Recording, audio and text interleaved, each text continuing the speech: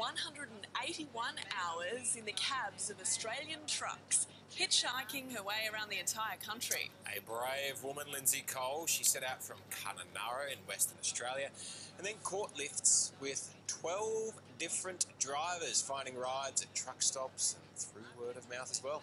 She covered over 9,000 kilometres and finally made her way back to the top end. She's now in Alice Springs, and under her belt she has some amazing tales to tell from the road. Quite an adventure, quite the story, and Lindsey, I'm glad to say, joins us now. You've been around more of the country than I have, Lindsey, and I tell you what, hitchhiking wouldn't be my mode of transport of choice. You're a braver woman than I. Yeah, well, thank you. Well, why did you do it? So last year I walked the rabbit-proof fence, and I've wanted to do it for many years, about 8 years, and it was the most amazing thing I've ever done. And I stayed with Molly's family, and I even met Daisy, who walked the fence in 1931. She's now 96. So I just couldn't bring myself to fly back to Perth when it took me 10 weeks to walk. So I hitched with truck drivers, and they totally dispelled any misconceptions I had of them. And they were really gentlemanly, they were really kind and generous. And 10 years ago, I had a van when I was backpacking in Australia and wanted to circumnavigate. But my dad passed away when I got to Cairns, so my journey sort of ended. So when I had these rides with with the truckies last year, I thought, oh, I'll try and circumnavigate with them. So I did. I think most backpackers might have the feel of Wolf Creek if they ever tried to hitchhike their way around Australia. Did you ever feel unsafe?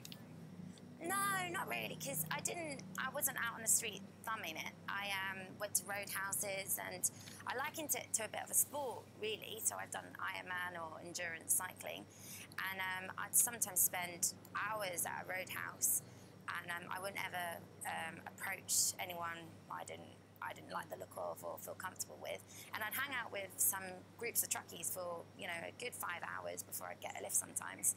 So I'd really get a good feel of the characters, or if I felt comfortable with them, and others could vouch for them, and the roadhouses sometimes would vouch for them.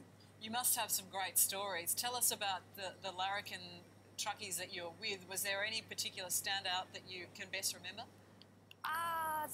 They're just all wonderful characters, and even the quiet, some were quiet, and I'd be like, oh God, this is gonna be awkward or uncomfortable. But then they just started nattering for 12 hours non-stop. At one point I said to one guy who would not stop talking, oh, do you mind if I have a little sleep? Did sparks fly at all? What's that, sorry? Did sparks fly at all? Yeah. No, they were just wonderful, really hard-working. They're some of the hardest-working people out there. Like, they're on the road for days on end, some of them months, and they're really, really jolly, kind characters. Did they ever let you get behind the wheel yourself? No. Well, actually, I went to Sydney markets, and with one guy, Sean, truckie number 8, gave me a lift from Melbourne to Sydney, and he was dropping his load off in Sydney markets. And the markets are amazing. They're so fun and vibrant. So I hopped out to take some pictures, and he summoned me to the truck because I wasn't in the right attire, and I hopped in the driver's seat. But I stayed with a couch surfing host in Geraldton, and he has a family farm, and he let me drive his road train. So that was quite fun. Wow. Yeah. Triple trailer. Very good. Well, we won't tell the police about that one. Yeah, I was just thinking the same thing. Tell a little secret. Lucky this doesn't go out live nationally. So thank you very much for your time. A great effort to go around there, and as I said, much braver than most of us, I'd imagine. Great story. Thanks so much for joining us.